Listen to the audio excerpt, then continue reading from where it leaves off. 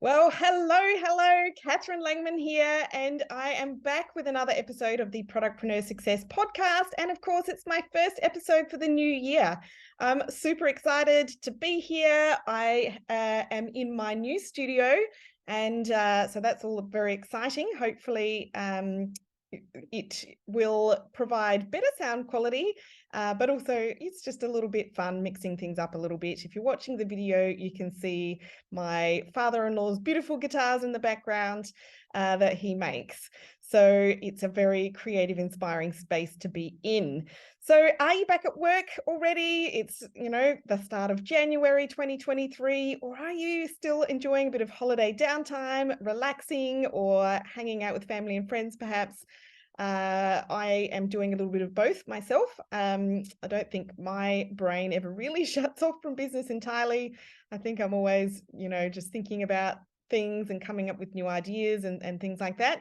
But I'm also not spending a whole lot of time right at my desk or computer at the moment, and it'll be a little bit like that for another week, I think. But what I have done though, and what I want to talk about today on the podcast is work on my vision and goals for the next 3 years, because I really wanted to kind of hit the ground running this year. So today on the show, I want to walk you through this process of envisioning and kind of planning to help you, or at least kickstarting the planning to help you really get off to the best start possible for 2023. And some of you will have, or in the past, done a vivid vision exercise with me. This is a updated version, and so even if you've done this in the past, I really want you to tune in, and I'd love to see some of you, or as many of you as possible, taking action on this one and giving this a go in your business. But the first thing that I want to acknowledge is that I have no doubt that many of you are also feeling a little bit like, what is the freaking point of planning when the last few years have taught us nothing, if not that life and business is completely unpredictable?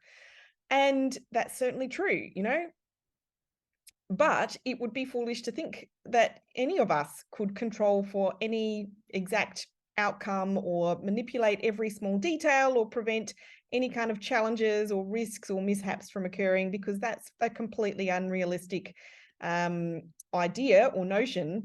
But, what is also true is this, let's say you want to sail from Sydney to Florida, and I don't know how long that would take. I expect it would be a very long journey. And I also expect you would be passing through many different seas and many different weather conditions and seeing many different countries and cultures and who knows what along the way. And for a voyage like that, I expect you would be doing a lot of planning and preparations. You would be setting the course and figuring out the navigation, and you would be planning and preparing for as many different variables along the way as you possibly can. And you would no doubt still experience unpredictable conditions as well. And does that mean that you won't make it to your destination? Of course not. But, as long as you respond appropriately and make the necessary pivots along your way. But if you just launch your boat, it's probably not called a boat, is it? Yacht, into the ocean without a destination in mind or all of that preparation beforehand, where will you end up? Probably just meandering all over the place, maybe feeling quite stressed out and maybe turning for home at the first sign of foul weather. But the reality is, all of us face challenges during our business journey. And does that make us not cut out for business? Does it experiencing hard times as a business owner make us a failure? Hell no. But this is precisely why it's so important to have a vision and goals that are important enough to motivate you through those hard times, but also give you the preparation to, make as much progress as you can in the time that you have. Because on the flip side, if we don't have the time, or don't take the time rather, to think about or think intentionally about our vision and goals and to formulate a plan, we automatically fall back on habit and do what's familiar, which means we kind of end up passively doing what we did in the past. And not only will this lead at best to the same results that we had in the past, it also kind of sets us up for struggle, because, we end up not equipping ourselves to navigate any sort of unpredictable challenges. So this vivid vision is where we need to start. And so the question is, why did you start your business in the first place? Is it to inspire people in some way? Will using or consuming your product help people to become healthier or save money or feel better about themselves, or their home, love their space that they're in, or feel inspired in their space, or change their habits, or take positive action, in whatever big or small way? We don't need to be solving major problems in the world in order to have a purpose to our business or brand. If you're selling fashion or cosmetics, there's a lot of psychology around why consumers choose whatever they choose. And so usually it's to make ourselves feel better in some way, or more confident, or whatever. So you need to start by identifying what that is. And if I reflect back to 2007, when I started my first business, I, at the time, just wanted to run my business and create and sell products that I loved and be around for my kids. So they were 6 months and not quite 2 at the time. And, honestly, I thought I just wanted to make enough money to work from home so I didn't have to go back to my old job. And I couldn't go back to my old job. I'd quit by that point. But anyway, at the time, I thought that would be enough. And I also didn't think that what I was doing could be more important than that, either for myself or for my customers. And I'm really thankful for an early mentor who opened my eyes to the possibility of more, because when things started to get hard, and they did quite early. My business journey is pretty comparable and normal, I think, compared to most. And so I pretty soon realized that I would need to dig a little bit deeper to stay motivated with what I was doing and to, achieve anything at all, really. And so this is why this vivid vision exercise is so important. We can set bigger goals and ambitions for what we are trying to create over the longer term than we would ever do in 12 months. There's that phrase, a saying, I want to attribute it to Tony Robbins. I don't know if this is true, but anyway, it's something like, most of us will overestimate what we can do in a year and underestimate what we can do in 10 years. I know that for many years, I would, that was very true for me. I would always be trying to pack way too much into a year, and then I'd feel sorely disappointed. So I've learned not to do that. But, if we are looking at this vivid vision over the longer period of time, we can, pack a lot more into that than we would in 12 months. And then once you have documented your vivid vision, you can then break that down into 12-month goals and a high-level business plan. And from there, you can do a detailed 90-day action plan. So those two things I am not going to cover in this particular episode. That will be something for another day. However, that's kind of where we would head after the vivid vision. And doing it this way just gives you a whole lot more momentum and leads to a whole lot more progress. So you want to think about the vivid vision almost like the horizon line. So if you, I don't know if you listened to my episode from last week about my book review, but one of the books that I read last year was The Gap and the Gain. And really, this notion that what you are aiming for is the horizon line, and that's always in front of you, right? But it's kind of the ideal. And so you're heading for that. And then, obviously we have our more detailed shorter term plans that help you with, the specific actions that you need to take. So what I'm going to do now in this episode is walk you through my newly updated Vivid Vision process. So this is something that I've recently taught our Academy client group. And so I'm really super excited to be working with them in more depth over this year to help them really start to implement it. So I'm going to read through the headings of this new document, and I might read a little bit of mine out as well, just to kind of illustrate things. But let's start with the headings. And so the first section really needs to be kind of actually, before I dive into this, I really want to back up just quickly and talk a bit about how else you would use this Vivid Vision document. So obviously, I've set the scene here and explained how the Vivid Vision can be so impactful for you when you are, trying to grow your business and respond and navigate through any kind of unpredictable challenges along the way, but still make progress towards achieving your goals. So obviously that is a hugely important purpose for this document. But in addition to that, this is something that you want to use when you are working with other people. And so, yes, it's useful for you if you are currently a solo entrepreneur. No doubt over time, though, you will start working with other people, and it might be in an employee-employer relationship. It might also be, working with freelancers or contractors or VAs or outsourced experts in some way, shape, or form. And this kind of a document becomes very, very helpful and impactful when you can share it with those people, because it helps to find the right people, because they will be the ones that are inspired by your vision and really want to jump on board and help you achieve it. But B, it also just helps bring people up to speed and make sure that they really do understand what you're all about. So it's a really nice kind of document to have alongside something like maybe a brand style guide, tone of voice style guide, customer avatar, and all of those sorts of practical, useful tools that you're going to need when you are working with other people. So that is kind of where I would suggest that you have your headspace when you're thinking down the track and how you might use this. And also expect to update it probably on an annual basis, because obviously anything can happen over the next year. Anyway, so let's dive in. I will read through the headlines of the document. So if you want to pull out a piece of paper and a pen to jot these down, please do that now. And so the first part of the document is really going to be all about your business and all about you and your reason for what you're doing.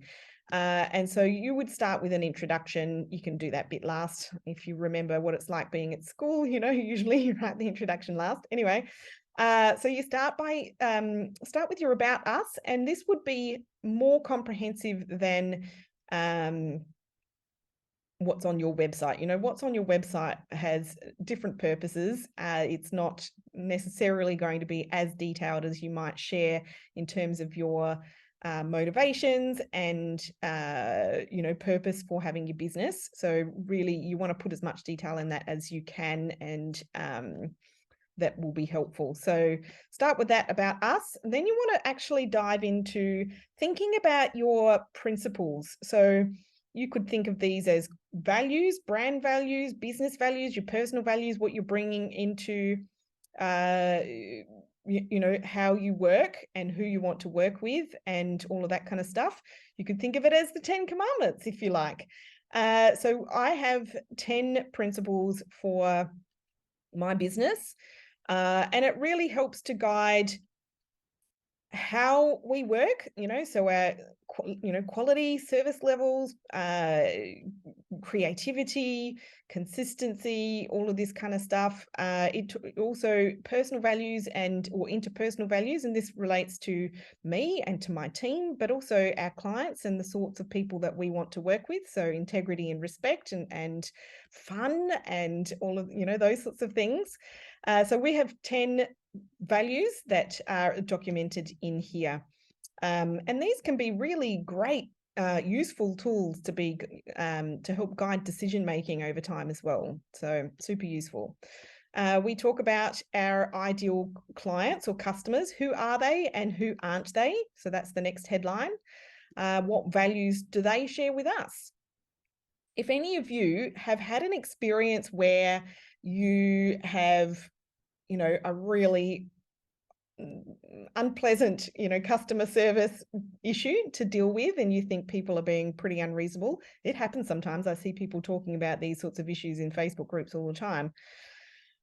This can be super helpful, so, we end up bending over backwards for the kind of people we do want to work for or work with or serve as customers. And if they're not like that, if they're really awful people to deal with, then you just can cut. You don't have to bend over backwards for those people. You can make decisions accordingly. Anyway, next, describe your products, and if you have any sorts of other service offerings as well. I know some of you aren't purely e-commerce / product businesses. Some of you have other things as well, whether it's some kind of a, digital product or course or coaching or service of some kind. You might have different types of ways of working with people as well. I remember I came across a business last year that was super creative. They had an in-store physical brick and mortar space as well as the e-commerce store, but in their store they actually ran some classes for, I forget what the craft was, but it was super cool. So describe all of that. And then, also actually just on that, you might also have different channels that you sell through. So you might have e-commerce, you might have wholesale, you might have a brick and mortar retail store, you might have export or distribution. So document all of that as well, even if it's not here and real right now, but it's part of your 3-year vision. You can talk about that. So in the next section, you want to talk about all of those different divisions or parts to the business and what they do and what their targets and goals are for the next 3 years. So for me, this is where I've added in all of the new ideas of what we're going to be doing in the next 3 years. So it's not just the exact makeup of the business right now, if that makes sense. Then you want to talk about your philosophy for growth. If you can articulate this in some sort of a mantra or a impact statement, you could describe how you do it, why you do it, why don't you do it, those sorts of things as well.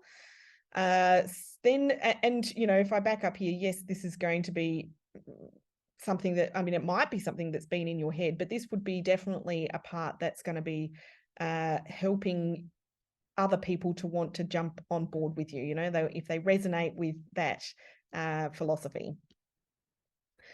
Then I want you to talk about your team. And again, this is thinking over the next 3 years. So if you are currently working alone, know that, over time you are likely to add to that in some way, shape or form.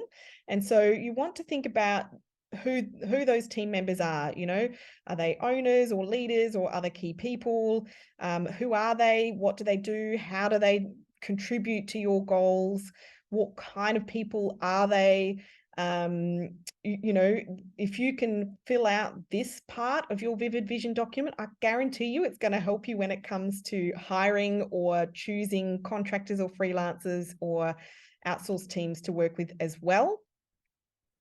So it's, yes, it's a little bit about roles in terms of what people are going to do, but it's also very much about, that team culture side of things as well. Then another section in here, the next heading that I have is communication. So how do we communicate? What are we known for? What is our style? So this can be a little bit about, the nuts and bolts, like, do we communicate via social media, via email? Do we do other things? But also, more importantly, like what style of communication are you known for? Is it formal? Is it conversational? Is it relaxed? What kind of content are you communicating as well? So for us, it's really super important to me to be, as if you're a regular listener, you would know this, to be providing quality content that helps to educate as many people as possible. So style of communication there, and this can be just really, again, helpful for not just you clarifying how you want to do things, but also for other potential team members or, contributors down the track so that they can tie in with that as well. Then more specifically about your marketing. How do you go about your marketing and what is your core message? You might want to think or document here your, if you have like core pillars, content pillars. You could also talk about, what am I trying to say? I'm trying to say brand value statement, product value statement, brand promise, anything along those lines. Really, how are you marketing to your audience, and what is kind of the focus of your content? And this is not a detailed marketing plan. This is like a maybe 3 paragraphs kind of thing, but just really trying to keep yourself super focused here, right? The next thing that I have in here, and this might be an interesting one, this is quite a different thing to put in any sort of a business plan document, is time management. How do you manage your time and how do you achieve work-life balance? And this is important for me, as I'm sure it will be for many of you as well. So I have a family and obviously friends as well. And but in my family, I have 3 children. One is going to be in year 12 this year, one will be in year 11, and the other one is starting high school. And so, there's going to be a fair bit happening at home. And, I don't want my business to take over my life. It's a huge part of my life and it's a very important part of my life, but I can't be working 24/7. That's not sustainable. And I see so many women who talk about working like that. They're working all day, every day. They're working late every night. They're working every single weekend. And they're sacrificing a lot of time with their families. And it doesn't have to be like that. It might feel like it has to be like that. And look, occasionally we might be going through sprints where we do need to really pull out all stops, but that's not, like I said, it's not sustainable. So really try and document the ideal here for how you want to manage your time and achieve some semblance of work-life balance. The next segment in my vivid vision is learning and education. How do we continue to learn and develop? So this is something that's very important to me, hopefully fairly predictably, given how much I like to share what I know and to help educate other people.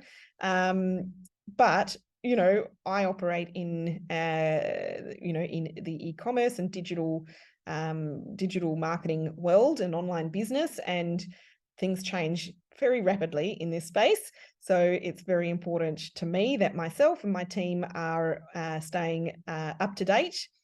And, this is also about making sure that the people that I attract to work with me are also have a value around,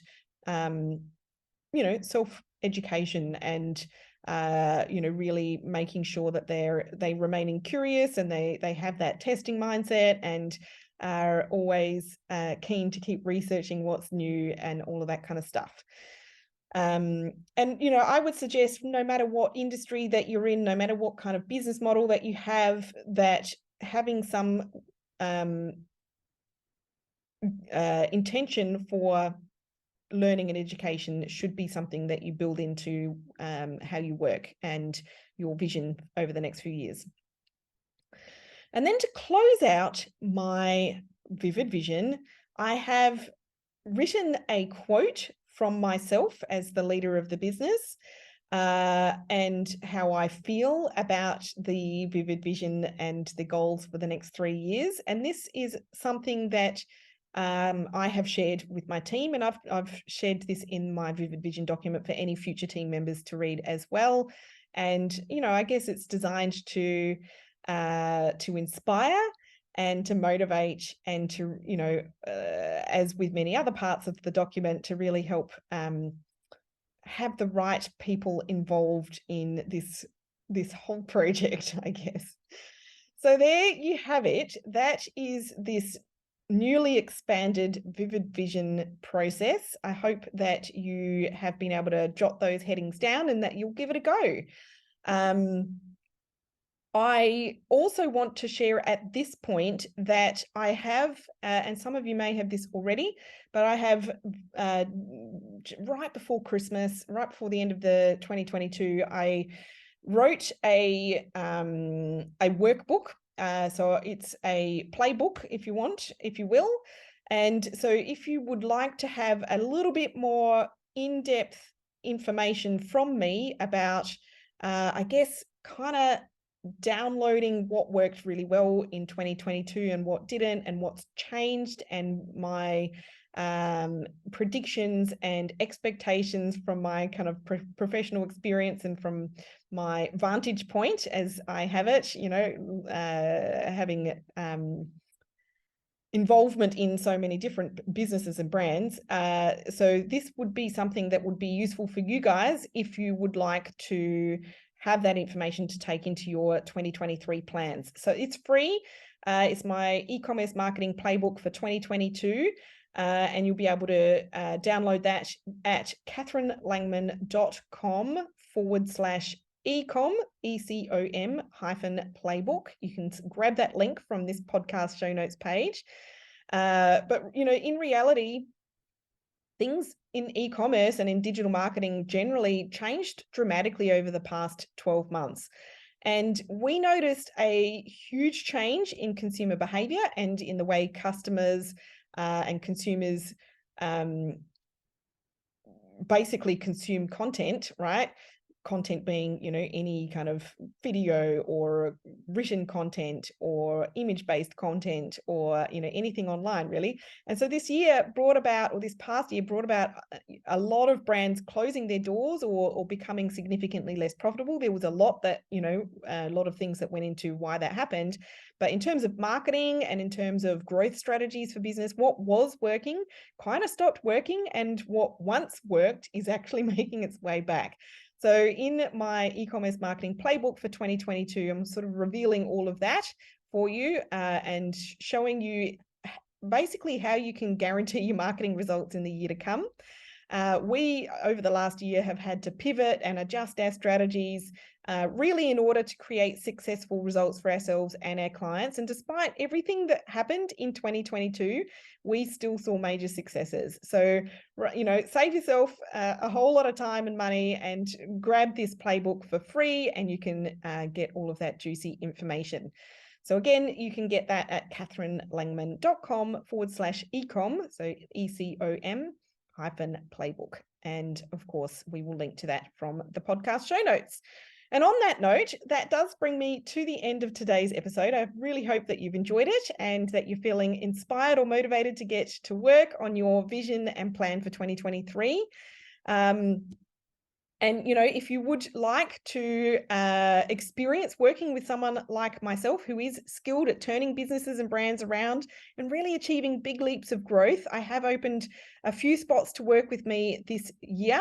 So if you're curious about what that would look like and you would like to explore that to see if we're a good fit to work together, make sure you book in for your free strategy session before our calendar fills up. So to do that, you can go to productpreneuracademy.com/strategy to schedule that in. And of course, we will link to that from the podcast show notes page as well. For now, though, wishing you a happy new year, and I look forward to being back with you again on the show next week. Bye for now.